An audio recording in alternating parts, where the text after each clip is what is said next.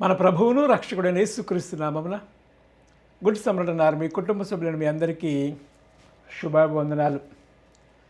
అలానే మీ అందరికీ కూడా మట్టల ఆదివార శుభాకాంక్షలు. Palm Sunday greetings to you. దేవుని యొక్క మహాకృపను బట్టి గతించిన వారమంతా దేవాతి దేవుడు తన కృపలో మనందరినీ కాపాడు సంరక్షించి మన బ్రతుకులో మరి యొక్క పునరుద్ధాన దినము దయచేసి ఆయన సన్నిధానంలో ఆయన బిడ్డలుగా ఆయన నామాన్ని ఘనపరిచి స్తుతించి ఆరాధించడానికి, మరి ముఖ్యముగా దేవుని యొక్క వాక్యముతో మన జీవితాలను సరిచేసుకోవడానికి దేవాతి దేవుడు మనకు అనుగ్రహించినటువంటి యొక్క కృపను బట్టి మనమందరము కూడా దేవునికి వందనములు, స్తుతులు, స్తోత్రాలు చెల్లించవలసిన వారమై ఉన్నాం. దేవుని యొక్క కృపలో మనమందరము కూడా ఈ మట్టల ఆదివారములోనికి ప్రవేశించి ఉన్నాం. Palm Sunday. ఈ మట్టల ఆదివారంలో ఉన్నటువంటి విషయాలను ధ్యానం చేయడానికి ముందుగా ఈ వారం మనకు ఇవ్వబడినటువంటి లేఖన పాఠములను ఒకసారి ఆలోచన చేద్దాం. పాత నిబంధన పాఠ్యభాగముగా ప్రవక్త అయిన జకరియా గ్రంథము 9వ అధ్యాయము 9వ వచనము 10వ వచనము. అలానే పత్రిక పాఠ్యభాగముగా అపోస్తలుడైన పౌలు హెబ్రీలకు రాసినటువంటి పత్రిక 12వ అధ్యాయము 1-11 వచనాలు. అలానే సువార్త పాఠ్య భాగముగా పరిశుద్ధుడైన మార్కు గారు రాసినటువంటి సువార్త 14వ అధ్యాయము 3వ వచనం మొదలుకొని 9వ వచనము వరకు ఉన్నటువంటి లేఖన పాఠ్య భాగములు ఈ వారము మనకు పాఠ్యాంశములుగా ఇవ్వబడి ఉన్నవి. ఈ లేఖనములను ధ్యానం చేయడానికి ముందుగా ఆత్మదేవుని సహాయము నడిపింపు కోరుకుందాం. కృపయు కనికరం గల ప్రియ పరమ తండ్రి, వందనములు, స్తుతులు, స్తోత్రులు నాయన. దేవుని కృపను బట్టి ఉదయకాల సమయంలో మరి ఒక్కసారి నీ పాసనకు వచ్చి ఉన్నాం. గతించిన వారం అంతా నీ కృపలో మమ్మల్ని కాపాడవు. పనులలో, ప్రయత్నములలో అన్ని విషయాలు నీ కృప మాకు అనుగ్రహించినందుకు వందనాలు చెల్లిస్తూ ఉన్నాం. దేవా, ఈ మాటల ఆదివార దినమున దేవా, మేము మా కొరకు మీరు చేసినటువంటి కార్యమును జ్ఞానం చేసుకోవడానికి ఆయన మీరు మాకు ఇచ్చినటువంటి కృపను బట్టి వందనాలు చెల్లిస్తూ ఉన్నాం. కొద్ది నిమిషములు ఈ వాక్యమును ధ్యానింపనేటువంటిగా నీ ఆత్మచేత నన్ను మమ్మల్ని నింపి నడిపించిన నా నోటి మాటలు, నా హృదయ ధ్యానం నీ దృష్టికి అంగీకారముగా చేయమని మహిమ పొందుకోమని ప్రియకుమారుడు రక్షకుడైన యేసుక్రీస్తు నామమున ప్రార్థించి వేడుకొనుచున్నాము తండ్రి, ఆమేన్. మరి ఒక్కసారి మీ అందరికీ కూడా మట్టల ఆదివార శుభాకాంక్షలు తెలియజేస్తూ ఉన్నాం. ఈ మట్టల ఆదివారం గురించి మనము ఆలోచన చేయవలసినటువంటి అవసరము ఎంతైనా ఉన్నది. ఇది చారిత్రాత్మక సంఘటన. ప్రభు అయినటువంటి యేసు క్రీస్తు వారిని గురించి రాయబడినటువంటి లేఖనములు అనగా ప్రవచనములు ఏమైతే రాయబడి ఉన్నావో ఆ ప్రవచన నెరవేర్పును కూడా మనము ఈ వారము చూస్తూ ఉన్నాం. ప్రభు అయినటువంటి యేసు క్రీస్తు వారు మరి యెరూషలేము జయప్రవేశము చేయటం మనము చూస్తూ ఉన్నాం. ఈ యెరూషలేము జయప్రవేశము చేయడం ఏంటి అని ఆలోచన చేస్తూ ఉంటున్నప్పుడు ప్రవక్త అయినటువంటి జకర్యా అనేటువంటి ప్రవక్త యేసుక్రీస్తు వారు ఆయన శిలువ శ్రమలకు తన్ను తాను అప్పగించుకోవడానికి ముందుగా తన్ను తాను సిద్ధపరచుకొని సమస్త మానవాళి కొరకు లోక పాపములను మోసుకొని పోవు దేవుని గొర్రె పిల్లగా శిలువలో తన ప్రాణమును అర్పించడానికి ఆయన ఇష్టపూర్వకముగా వచ్చినటువంటి దినాన్ని మనము జ్ఞాపకం చేస్తూ ఉన్నాం. అలానే ఆయన గురించి వ్రాయబడినటువంటి ప్రవచనాలు ఏవైతే ఉన్నావో ఆయన జన్మ ప్రవచనం మనందరికీ తెలుసు. ఏలియనగా మనకు శిశువు పుట్టెను. యెషయా గ్రంథం 9వ అధ్యాయము. కుమారుడు అనుగ్రహించబడు, రాజ్యభారం ఆయన భుజముల మీద ఉండును. ఆశ్చర్యకరుడు, ఆలోచనకర్త, బలవంతుడైన దేవుడు, నిత్యుడగు తండ్రి, సమాధానకర్త, అధిపతి అని అతనికి పేరు పెట్టబడును అని ఆయన యొక్క జన్మము గురించి ఆయన పుట్టపోవడానికి ముందుగానే ప్రవచించినటువంటి ప్రవచనాన్ని మనం చూస్తూ ఉన్నాం. 500 సంవత్సరాల క్రితము ఆయన గురించి ప్రవచించిన ప్రవచనము ఆయన జన్మించినటువంటి దినాన్ని క్రిస్మస్ పండుగలో మనము జ్ఞాపకం చేసుకుని ధ్యానము చేస్తూ ఉంటాం. అలానే యెషయా గ్రంథం 53వ అధ్యాయానికి మనం వస్తూ ఉంటున్నప్పుడు అక్కడ ఆయన సిలువలో ఏ రీతిగా శ్రమ అనుభవించవలసినటువంటి వస్తువులు అన్న విషయాన్ని కూడా అక్కడ రాయబడి ఉన్నాడు. అక్రమం చేసిన వారిలో ఒక్కనిగా ఎంచబడ్డాడు. మనందరి దోషములు అతని మీద మోపబడును. బొచ్చు కత్తిరించి వాని ఎదుటి గొర్రెపిల్ల ఏ రీతిగా అయితే మౌనముగోదో ఆయన మౌనముగా ఉన్నాడు అని, అతని నలుగగొట్టుటకు యెహోవాకు ఇష్టమాయెను అని ఇవన్నీ మనం చూస్తూ ఉంటాం యెషయా గ్రంథం 53వ అధ్యాయంలో. అంటే ఆయనను గురించి రాయబడినటువంటి ప్రవచనములన్నీ కూడా నెరవేరడం మనం చూస్తూ ఉన్నాం. ఈ యెరూషలేము జయప్రవేశము వెనుక ఉన్నటువంటి ప్రవచనం ఏమిటంటే, ఈ జకర్యా గ్రంథము 9వ అధ్యాయము 9-10 వచనాలు మనం ఆలోచన చేస్తూ ఉంటున్నప్పుడు ఆయనను గురించి రాయబడినటువంటి ప్రవచన నెరవేర్పు మనము చూస్తూ ఉన్నాం. ఇంకా ఆలోచన చేస్తూ ఉన్నప్పుడు యేసుక్రీస్తు వారు అన్నారు, నేను లేఖనములను లేక ప్రవచనములను నెరవేర్చడానికి వచ్చి ఉన్నాను, ధర్మశాస్త్రమును కొట్టివేయడానికి నేను నెరవేర్చడానికి వచ్చి ఉన్నాను అనేటువంటి, అంటే he fulfil everything about his life. అతని జీవిత విధానంలో అన్నీ కూడా ఆయన నెరవేర్చినట్లుగా మనము చూస్తూ ఉన్నాం. ఆయన గురించి రాయబడినటువంటి ప్రతి లేఖనము కూడా నెరవేరింది. ఆయన జనన మరణ పునరుద్ధానములన్నీ కూడా నెరవేరడం మనం చూస్తూ ఉన్నాం. ఈరోజు మనం చదువుకున్నటువంటి ఈ పాత నిబంధన పాఠ్యభాగము ప్రవక్త అయినటువంటి జకర్యా గ్రంథము 9వ అధ్యాయము 9-10 వచనాలు మనం చూస్తూ ఉన్నాం. సియోను నివాసులారా బహుగా సంతోషించుడి, యెరూషలేము నివాసులారా ఉల్లాసముగా ఉండుడి. నీ రాజు నీతిపరుడును రక్షణ గలవాడును దీనుడై గాడిదను గాడిద పిల్లను ఎక్కి నీ యొద్దకు వచ్చుచూ ఉన్నాడు. దేవుని నామమునకు మహిమ కలుగును గాక. ప్రవచనము నెరవేర్పు మనము చూస్తూ ఉన్నాం.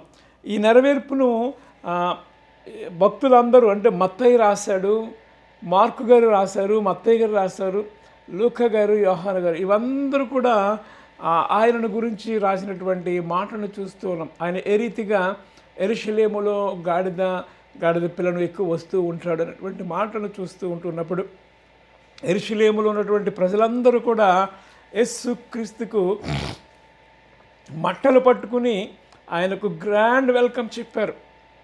యూదుల రాజా నీకు శుభము, జయప్రవేశము చేయబోతున్న హోసన్నా హోసన్నా, ప్రభువు పేరట వచ్చేవాడు స్తుతింపబడును గాక అని ఆయనను స్తుతిస్తూ ఆయనకి గ్రాండ్ వెల్కమ్ చెప్పారు.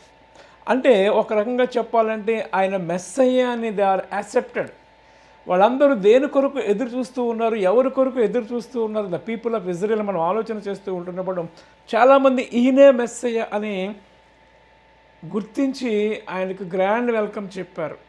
జయము జయము హోసన్న, యూదుల రాజుకు స్వాగతం అనేటువంటి పాటను కూడా వారు పాడినట్లుగా మనము చూస్తూ ఉన్నాం. ప్రియమైన వారలారా, ఇలా ఆలోచన చేస్తూ ఉంటున్నప్పుడు యెరూషలేములోనికి చివరి ప్రవేశము ఎందుకు అంటే, ఆయన 33.5 సంవత్సరములు ఆయన జీవించి సమస్త మానవాళికి పరలోక రాజ్యము చేరాలి అంటే మానవ జీవితము ఏ విధముగా ఉండాలి, ఆయన ఏ విధంగా ఆరాధించాలి, పరలోక మర్మములు అన్నీ కూడా తెలియచేసి పరలోక రాజ్యము చేరాలి అంటే ప్రతి వ్యక్తి అవలంబించవలసినటువంటి విధి విధానాలను కూడా ఆయన తెలియచేసి ఆయన లోకపాపములను మోసుకొని పోవు దేవుని గొర్రెపిల్లగా సిలువలో తన ప్రాణమును అర్పించడానికి ఆయన ఇష్టపడుతున్నటువంటి విషయాన్ని జ్ఞాపకం చేస్తూ ఉన్నాం.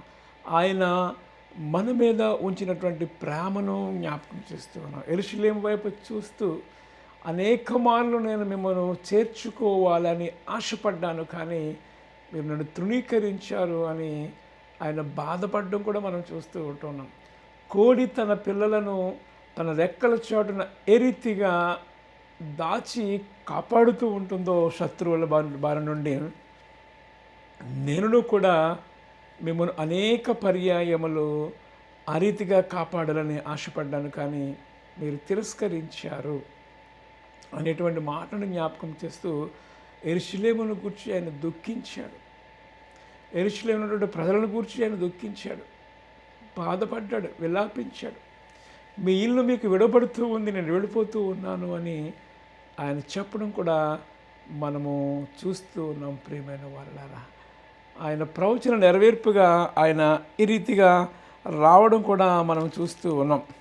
మత్తయి సువార్త 21వ అధ్యాయము 5వ వచనాన్ని మనం ఒక్కసారి ఆలోచన చేస్తూ ఉంటున్నప్పుడు, మత్తయి 21:5 వచనములో ఏ మాటలు అయితే మనము పాత నిబంధన ప్రవక్త పలికినటువంటి జకర్యా ప్రవచనాన్ని మనము ఇక్కడ చూస్తూ ఉన్నాం. ప్రియమైన వారు, ఇదిగో నీ రాజు సాత్వికుడై గాడిదను భారవాహ పశుపిల్ల అయినటువంటి చిన్న గాడిదను ఎక్కి నీ ఎద్దకు వచ్చి ఉన్నాడు.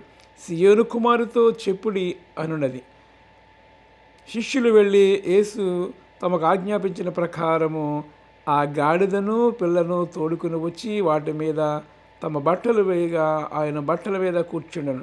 జనసమూహములలో అనేకులు తమ బట్టలు దారి పొడుగున పరిచి, కొందరు చెట్లు కొమ్మలు నరికి దారి పొడిగిన పరిచిరి. జనసమూహములలో ఆయనకు ముందు వెళ్ళుచుండిన వారును వెనుక వచ్చి చుండిన వారును, దావీదు కుమారునికి జయము, ప్రభువు పేరిట వచ్చేవాడు స్తుతింపబడును గాక, సర్వోన్నతమైన స్థలములలో జయము అనే కేకలు వేయిచు ఉండేది. ఆయన యెరూషలేములోనికి వచ్చినప్పుడు పట్టణమంతా ఆయన ఎవరో అని కలవరపడెను. జనసమూహము ఆయనను గలిలయలోని నజరేతుడు ప్రవక్త అయిన యేసు అని చెప్పారు. దేవుని నామమునకు మహిమ కలుగును కాక.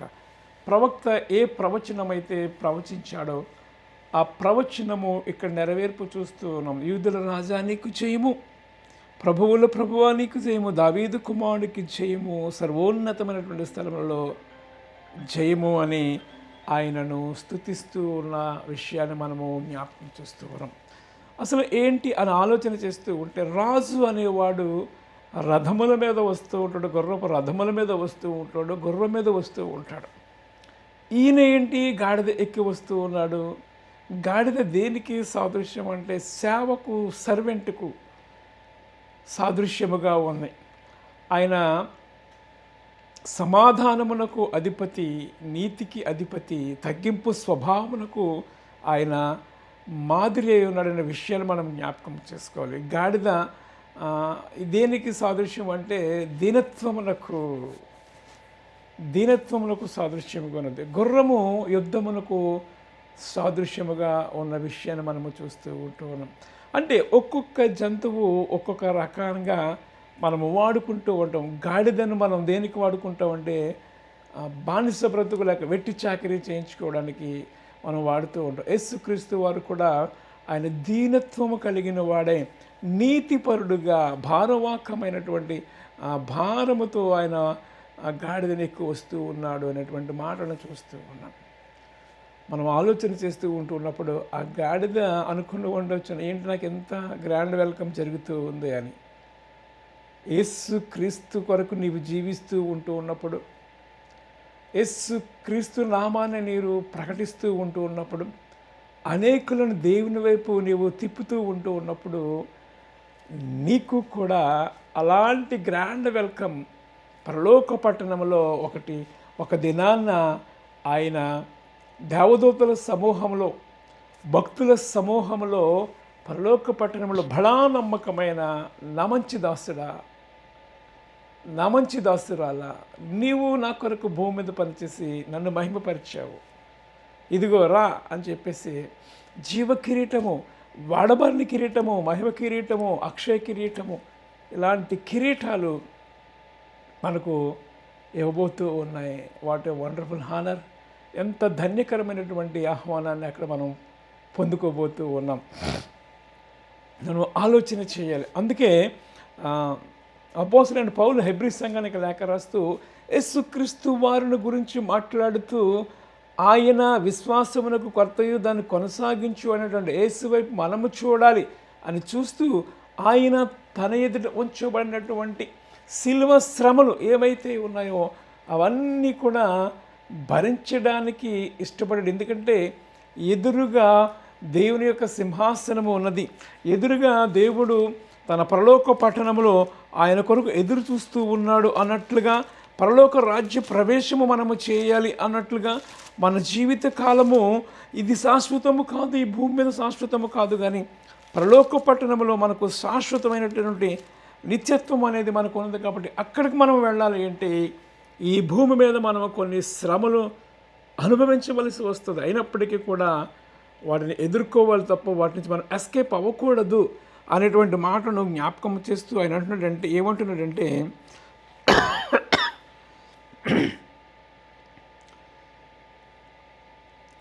ఇంత గొప్ప సాక్షి సమూహమును మేఘము వలె మనల్ని ఆవరించి ఉన్నందున మనము కూడా ప్రతి భారమును సులువుగా చిక్కులు పెట్టి పాపమును విడిచిపెట్టి విశ్వాసమునకు కర్తయు దాన్ని కొనసాగించువాడైనటువంటి యేసు వైపు చూచుచు మన ఎదుట ఉంచబడిన పందెములో ఓపికతో పరిగెత్తుతాము. మన ఎదుట ఉంచబడినటువంటి పందెములో ఏమిటి మనకు ఉన్నటువంటి పందెము? సాతానును ఎదురించుట, సాతాను వలలో నుంచి మనము విడిపించబడి దేవుని బిడ్డలుగా ఈ లోకంలో జీవించుట.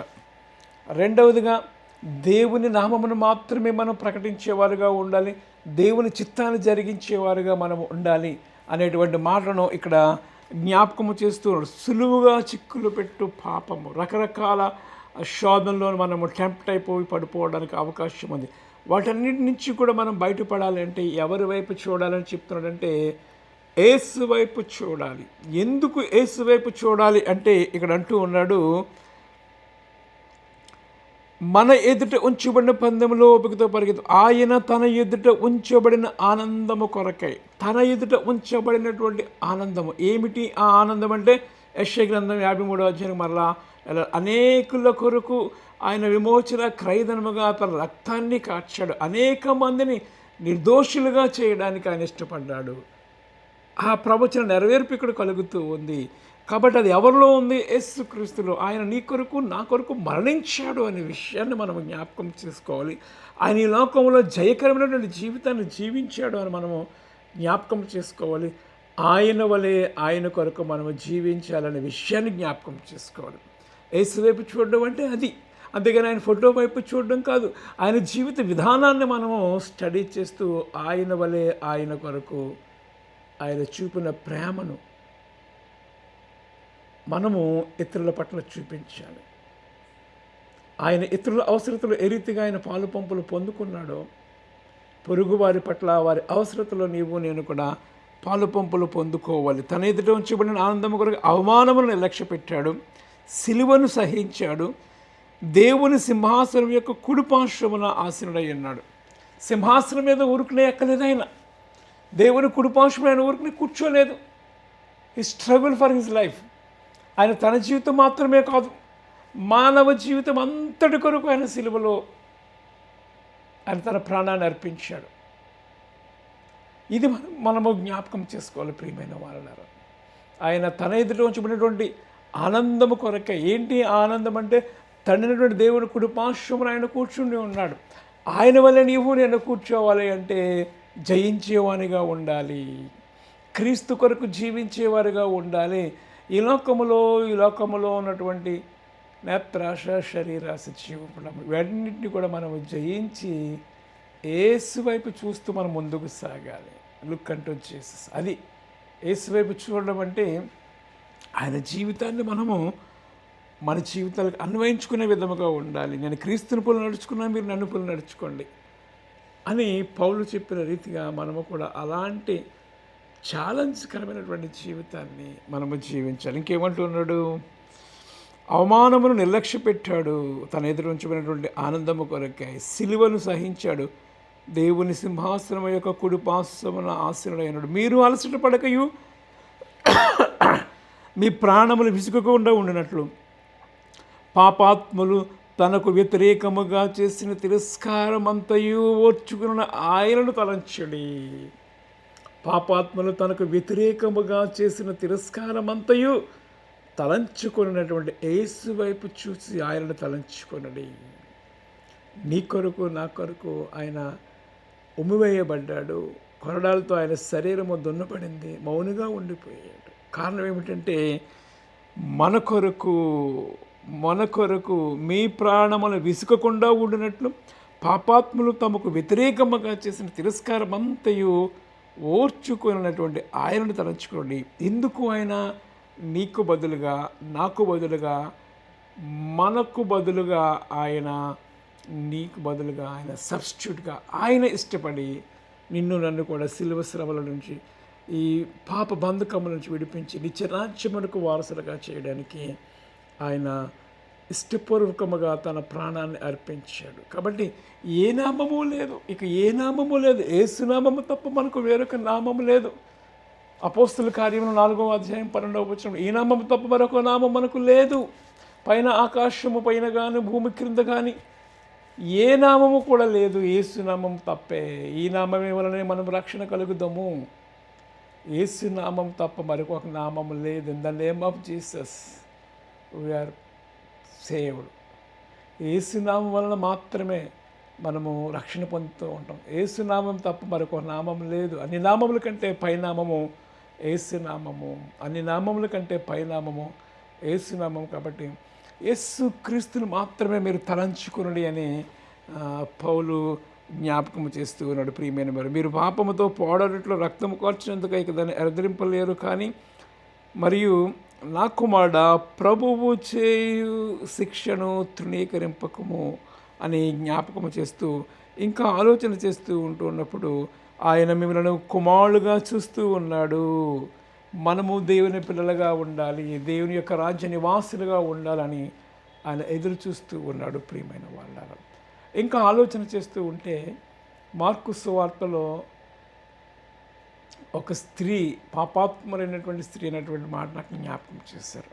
ఆయన కుష్ఠిరోగి ఇంట ఆయన నివాసము చేశాడు. ఒకప్పుడు కుష్ఠిరోగి ఉన్నాడు, కానీ యేసుక్రీస్తు అతను దర్శించిన తర్వాత అతడు స్వస్థత పొందిన వాడై ఆ ఇంటిలోనికి ఆయన వెళ్ళడం మనం చూస్తూ ఉన్నాం. ఆ ఇంటికి వెళ్ళిన తరువాత అంటే ఆయన ఎవరితో సహవాసము చేస్తాడు అని ఆలోచన చేస్తూ ఉంటే తృణీకరించబడినటువంటి వారు ఈ లోకములో అనేకుల చేత తృణీకరించబడి ఉండవచ్చు, కానీ దేవుడు నిర్లక్ష్యం చేస్తూ ఉన్నాడు. దేవుడు నీ ఇంటిలో నీలో ఉండాలని, నీతో ఉండాలని, నీ యందు ఆయన లక్ష్యం ఇస్తూ ఉన్నాడనే విషయాన్ని జ్ఞాపకం చేసుకోవాలి. రెండవదిగా ఆలోచన చేస్తూ ఉంటున్నప్పుడు ఆ స్త్రీ తన జీవితంలో దేవుడు చేసినటువంటి లేక దేవుడు ఇచ్చినటువంటి రక్షణను బట్టి, పాప క్షమాపణను బట్టి కృతజ్ఞతగా తన ప్రేమను తెలియచేస్తూ జటమాంసి అత్తరును అక్కడ అమ్మి అది కొని ఆయన పాదములకు రాసినట్లుగా మనము చూస్తూ ఉన్నాం. అక్కడ ఉన్నటువంటి యూదా ఇస్కరియోతు ఎందుకు ఇలా పాడు చేస్తూ ఉన్నది, అమ్మేసి బేదలకి ఇవ్వచ్చు కదా అన్నాడు. కానీ అతని ఉద్దేశం ఏమిటి అంటే తన దగ్గర పెట్టుకుంటే అదే ధనాన్ని క్యాష్ చేసుకో, ఆ యొక్క జటమాంస అత్తరును క్యాష్ చేసుకోవచ్చు కదా అనేటువంటి ఆలోచనలో ఉన్నాడు. కానీ యేసుక్రీస్తు అంటున్నాడు, ఆమె నా భూస్థాపన నిమిత్తము ఆమె దీనిని చేస్తూ ఉంది, వేదెల్లప్పుడూ మీతో ఉంటారు కానీ నేను ఉండను కదా. ఈమె చేసినటువంటి కార్యము నా భూస్థాపన నిమిత్తము, నా వాక్యం ఎక్కడైతే ప్రకటించబడుతూ ఉంటుందో ఇక్కడంతా ప్రకటించబడుతూ ఉంటుంది. ఈ విషయాన్ని అందరూ జ్ఞాపకం చేసుకుంటూ ఉంటారు అనేటువంటి మాట. అంటే ఆయన ఏ రీతిగా ఆయన శిలువ శ్రమలకు అప్పగించబడుతూ ఉన్నాడో, ఏ రీతిగా ఆయన మరణించబోతూ ఉన్నాడో ముందుగానే ఈ జటమాంసి అత్తరు పూయట ద్వారా, అంటే మరణించినటువంటి వ్యక్తికి సుగంధ ద్రవ్యాలు రాయడం అనేది అప్పటి కాలం నుండి కూడా ఉన్నది అనే విషయాన్ని మనము జ్ఞాపకం చేసుకోవాలి. ఇవన్నీ మనం ఆలోచన చేస్తూ ఉన్నప్పుడు యేసుక్రీస్తు వారు యెరూషలేము జయప్రవేశము చేయడానికి గల కారణం ఏమిటంటే నీ మీద, నా మీద, సమస్త లోకము మానవాళి మీద ఆయనకు ఉన్నటువంటి ప్రేమను మనము జ్ఞాపకం చేసుకోవాలి. యెరూషలేము జయప్రవేశం తను తాను అర్పగించుకోవడానికి వచ్చాడనేటువంటి మాటను మనం జ్ఞాపకం చేస్తూ ఉన్నాం ప్రియమైన వారు. కాబట్టి మనము చేయవలసిందల్లా ఏంటంటే యేసుక్రీస్తు వారు చేసినటువంటి త్యాగమును జ్ఞాపకం చేసుకోవాలి. ఆయన గురించి రాయబడినటువంటి లేఖనం నెరవేర్పుని మనం జ్ఞాపకం చేసుకోవాలి. మనము ఏ రీతిగా ఆయనకు సమర్పించుకోవాలి. యేసుక్రీస్తును రక్షకుడిగా అంగీకరించి యేసుక్రీస్తు వారు నా కొరకు ప్రాణం అర్పించడానికి యెరూషలేము జయప్రవేశము చేసి ఉన్నాడు, సిలువలో తన ప్రాణాన్ని నా కొరకు అర్పించాడు అని నీవు నమ్మినట్లయితే దేవుని యొక్క మహిమను నీ జీవితంలో చూడడానికి అవకాశం ఉంది. అట్టి కృప పరిశుద్ధాత్మ దేవుడు సదా మనందరికీ దయచేయనుగాక. ఆమేన్. దేవా నీకు వందనాలు చెల్లిస్తూ ఉన్నాం. వెతబడినటువంటి వాక్యము ఫలించటకు నీ కృప అనుగ్రహించండి. నిన్ను గూర్చి రాయబడినటువంటి లేఖనముల ఎరపెరుపు మేము చూస్తూ ఉన్నాం.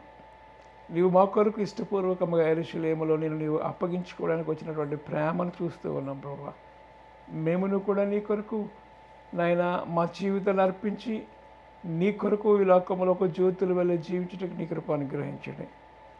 వాక్యం వింటున్న బిడ్డలందరినీ దీవించి ఆశీర్వదించండి. చిన్న బిడ్డలు మొదలుకొని వృద్ధుల వరకు ప్రతి ఒక్కరిని నీ కృపలో జ్ఞాపకం చేసుకుని దీవించి ఆశీర్వదించి నీవే దేవుడు అని అనేకులు నిన్ను అంగీకరించి నిత్యరాజ్యం వరకు వారసులు ఉండటకు నీ కృప అనుగ్రహించి మహిమ పొందుకోమని ప్రియకుమారుడు రక్షకుడైన యేసుక్రీస్తు నామమున మిక్కిలి వినయముతో ప్రార్థించి వేడుకొనుచున్నాము తండ్రి.